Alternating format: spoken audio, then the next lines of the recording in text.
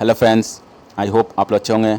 मैं मनीष कुमार आप सभी लोगों का स्वागत करता हूं एडनॉलेज पॉइंट यूट्यूब चैनल पर, जहां पर आप लोग को जीके जीएस के सारे टॉपिक मिलेंगे जो कि आपका हर एक कॉम्पिटिटिव एग्जाम्स के इंपॉर्टेंट है, जैसे कि UPSC exam, state commission exam, SSC के सभी एग्ज़ाम, बैंकिंग, रेलवे और अदर एग्ज़ाम्स के लिए काफ़ी हेल्पफुल होगा। सो आप इस यूट्यूब चैनल को ज़्यादा से ज़्यादा अपने फ्रेंड्स के बीच शेयर कीजिए। अगर आप इस चैनल पर नए हैं तो इस चैनल को सब्सक्राइब कीजिए और साथ ही साथ लाइक और शेयर कीजिए। आज हम लोग यहाँ पर देखेंगे इंपॉर्टेंट एमसीक्यूज इंडियन पॉलिटी का, जो कि आपका हर एक एग्ज़ाम के लिए इंपॉर्टेंट है। और ये आपका पॉलिटी सीरीज़ है, स्टार्ट हो गया है, इसका पहला वीडियो है। इससे पहले आपका ज्योग्राफी, हिस्ट्री और जीके का वीडियो आ चुका है, आप देख सकते हैं। और इस वीडियो को आप लास्ट तक देखें क्योंकि यहाँ पर इंपॉर्टेंट क्वेश्चंस डिस्कस किए हुए हैं विथ एक्सप्लेनेशन। तो चलिए इस क्लास को स्टार्ट करिए। Subscribe now and press the bell icon. Never miss an update. Question 1, the supreme court at Calcutta was setup by which act. Calcutta में जो सुप्रीम कोर्ट इस्टेब्लिश किया गया था वो कौन से एक्ट से आया था? तो इसका ऑप्शन देखते हैं। Option A, regulating act 1773 1373, Pitt's India act 1784, charter act 1813 और चार्टर एक्ट 1833। तो इसका राइट आंसर होगा ऑप्शन ए, रेगुलेटिंग एक्ट 1773 1773। और ये फोर्ट विलियम्स में सेटअप किया गया था। और यहाँ का जो चीफ जस्टिस थे वो इलीजा इम्पे। ठीक है। Question 2, the Indian legislature was made by camera for the first time. ठीक है, तो इंडियन लेजिस्लेचर को बाय कैमरा पहली बार कौन से एक्ट से बनाया गया? तो देखिए, बाय पहले सिंगल था, फिर बाय कैमरा में क्या हो गया? लेजिस्लेचर को दो पार्ट में डिवाइड हो गया, अपर हाउस और लोअर हाउस। ठीक है, तो कौन से एक्ट से हुआ? तो इसका आंसर होगा option C, the government of India act 1919 1919। ठीक है, और हम लोग अपर हाउस को कहते थे council of state, upper house को काउंसिल ऑफ स्टेट कहते थे, और लोअर हाउस को लेजिस्लेटिव असेंबली। ठीक है, लेजिस्लेटिव असेंबली। लोअर हाउस में उस समय 114 मेंबर थे और अपर हाउस में उस समय 60 मेंबर्स थे। ठीक है, इसको याद रखिएगा। Question 3, when did the constituent assembly adopt the national flag. तो कॉन्स्टिट्यूएंट असेंबली आपका नेशनल फ्लैग कब अडॉप्ट किया? ऑप्शन देखते हैं। 22 जुलाई 1947, 23 जुलाई 1947 या 15 अगस्त 1947 या 22 अगस्त 1947। इसका राइट आंसर होगा ऑप्शन ए, 22 जुलाई 1947। ये आपका यहाँ फोर्थ सेशन हुआ था, fourth session of constituent assembly on 22 जुलाई 1947, और इसी सेशन में ये फैसला लिया गया to adopt the national flag. ठीक है। Question 4, the constituent assembly of India was establish on. अब constituent assembly of India was establish on, तो उसका राइट आंसर होगा ऑप्शन सी, 9 दिसंबर 1946। 9 दिसंबर 1946 को इस्टेब्लिश किया गया था। और इसका जो फर्स्ट डे मीटिंग हुआ था उनको चेयर किया था बाय डॉक्टर सच्चिदानंद सिन्हा। ठीक है, और ये याद है कि कॉन्स्टिट्यूएंट असेंबली जो था वो आपका कैबिनेट मिशन प्लान के तहत आया था। Question 5, in the contest of Indian history the principal of directory refers to. तो डायरेक्टरी जो प्रिंसिपल था वो किससे आया था? तो ऑप्शन देखिए, division of central legislature into 2 house, introduction of double government, C having 2 set of ruler, 1 in London and another in Delhi. ये भी गलत है, ये भी गलत है, ये भी गलत है, ये भी गलत है। Division of subject delegated to province into 2 category. तो ये ऑप्शन डी इसका राइट आंसर है।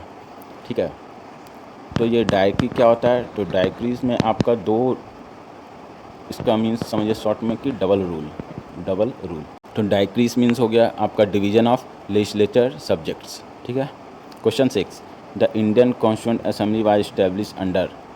तो इंडियन कॉन्स्टिट्यूएंट असेंबली किसके तहत इस्टेब्लिश किया गया था? तो ऑप्शन देखते हैं। Government of India act 1935, Cripps mission 1942, Indian independence act 1947 और कैबिनेट मिशन 1946। इसका राइट आंसर होगा option D, cabinet mission plan 1946 इसके तहत आया था। और ये आपका कैबिनेट मिशन प्लान किसके बेसिस पे था? On the basis of representative election. ठीक है। Question 7, why the government of India act 1935 important. तो 1935 का जो गवर्नमेंट ऑफ इंडिया एक्ट है वो इम्पॉर्टेंट क्यों है? वो महत्वपूर्ण क्यों है? बिकॉज ऑप्शन ए इसका राइट आंसर होगा, because it is the main source of the constitution of India. Indian constitution का ये मेन सोर्स है। बहुत से जो जितने भी हमारे प्रोविजंस है हमने कहाँ से लिया? ज़्यादातर प्रोविजंस हमने गवर्नमेंट ऑफ इंडिया एक्ट 1935 से लिया है, जैसे कि आपका federal government, dyarchies at centre, power distribution between centre and the state, या establishment of federal court etcetera. ठीक है, ये सब हमने कहाँ से लिया है प्रोविजंस? आपका गवर्नमेंट ऑफ इंडिया एक्ट 1935 से। Question 8, first day session of the Indian constituent assembly was chaired by. तो पहला दिन का जो सेशन हुआ था उसको कॉन्स्टिट्यूंट असेंबली का, उसको चेयर किसने किया था? तो उनको चेयर ऑप्शन ये आपका सच्चिदानंद सिन्हा, डॉक्टर सच्चिदानंद सिन्हा ने किया था। ठीक है, और ये आपका टेम्प्रोरी थे, ये आपका टेम्प्रोरी बने थे चेयरमैन, परमानेंट नहीं थे। ठीक है, और ये डेट था आपका 9 दिसंबर 1946, 9 दिसंबर 1946। Question 9, who was the chairman of the constituent assembly of India? Constituent assembly of India का चेयरमैन कौन बने? तो देखिए क्वेश्चन 8 में कह रहा था पहला day session, first day session का कौन चेयरमैन किए थे? तो वो थे सच्चिदानंद सिन्हा।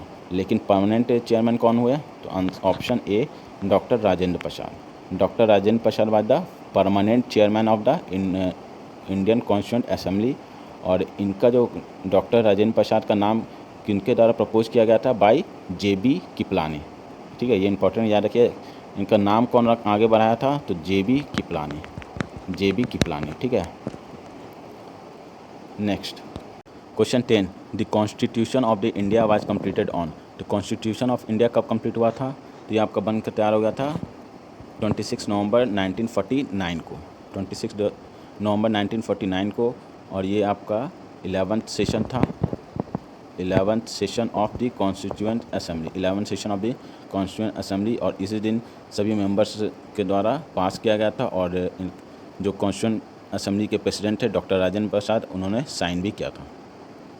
और इसी दिन को हम लोग एज सेलिब्रेट करते हैं as a constitution day of India. Question 11, which of the following act led to separation of Burma from the India? कौन से एक्ट के द्वारा बर्मा जो आज म्यांमार है वो इंडिया से अलग हुआ था?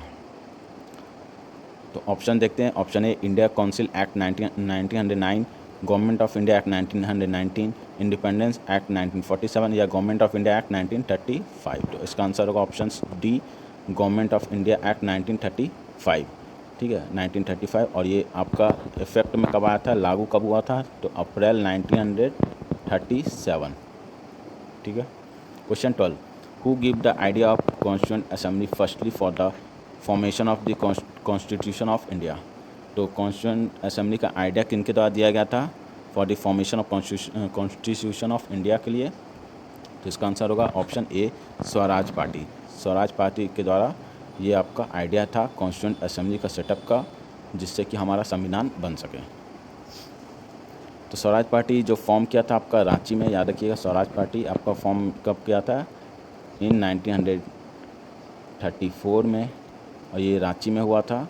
और इसका जो मकसद था वो right of self decision, self rule, और ये made a proposal for the constituent assembly. ठीक है, question 13, which act of British parliament abolish the east India company monopoly over the trade in India? तो कौन से एक्ट के द्वारा British parliament जो था वो ईस्ट इंडिया कंपनी का ट्रेड का मोनोपोली ख़त्म कर दिया? तो इसका आंसर होगा ऑप्शन सी, चार्टर एक्ट 1813, 1813 का चार्टर एक्ट के द्वारा। इस एक्ट ने क्या किया? एबॉलिश कर दिया आपका monopoly of East India company by to taking away the rights of company to trade in India. उसका ट्रेडिंग राइट्स को छीन लिया गया। Question 14, in which year was the Jana Gana Mana adopted as the national anthem of India? तो national anthem कब adopt किया गया था, कौन से साल को? तो इसका राइट आंसर होगा 24 जनवरी 1950, 24 जनवरी 1950 में। ठीक है, और जैसा कि जानते हैं जो ऑफिशियल आपका नेशनल एंथम का जो पीरियड है गाने का वो है 52 second, 52 second. Question 15, the state emblem was adopted by government of India on? तो स्टेट एम्बलम कब अडॉप्ट किया गया था?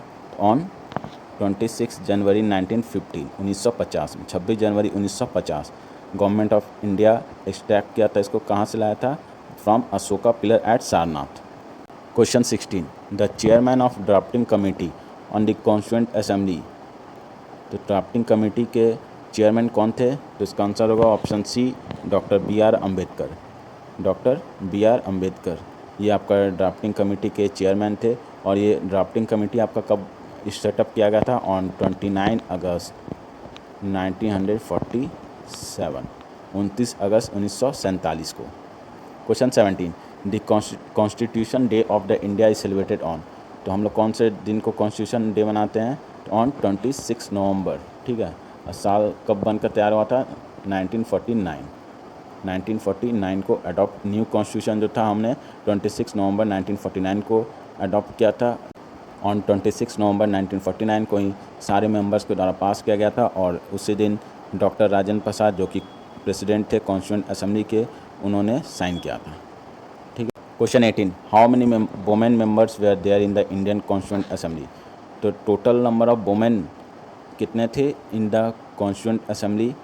तो आंसर होगा ऑप्शन ए 15 वुमेन थी। टोटल नंबर ऑफ वुमेन्स थी 15 इन द कॉन्स्टिट्यूएंट असेंबली, जैसे कि आपकी इसमें इंक्लूडेड थी सरोजनी नायडू, सुचिता कृपलानी, विजय लक्ष्मी पंडित, राजकुमारी अमृता कौर और ये सब include. Question 19 two independent states of India and Pakistan were created by. तो दो अलग अलग देश इंडिया और पाकिस्तान कब हुए थे और किसके द्वारा हुआ था? तो ये इंडिया इंडिपेंडेंट एक्ट 1947, इस एक्ट के द्वारा इंडिया और पाकिस्तान दो अलग कंट्री हो गए। Question 20 which of the following by the biggest source for the constitution of India. India के कॉन्स्टिट्यूशन का सबसे बड़ा सोर्स कौन था? तो ये आपका option C the government of India act 1935।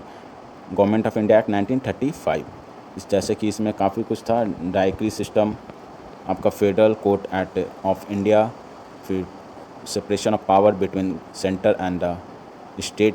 तो बहुत से प्रोविजंस थे वो आपका गवर्नमेंट ऑफ इंडिया एक्ट 1935 से लिए गए थे। ठीक है, क्लियर है? तो ये था आपका इम्पोर्टेंट MCQs इंडियन पॉलिटी का। ये पहला वीडियो है ये इस सीरीज का। ये था आपका पॉलिटी सीरीज। इससे पहले आपका ज्योग्राफी, हिस्ट्री और जीके सीरीज आ चुका है, आप देख सकते हैं प्लेलिस्ट में जाकर। तो सो आई होप आप लोग को अच्छे समझ में आ गया होगा और इसका PDF भी प्रोवाइड किया जाएगा। सो आप इस वीडियो को लाइक और शेयर कीजिए और अगर आप इस चैनल पर नए हैं तो इस चैनल को सब्सक्राइब करना ना भूलें। So thank you for listening and keep smiling. मिलते हैं नेक्स्ट क्लास में। So have a nice day and take care. Subscribe now and press the bell icon. Never miss an update.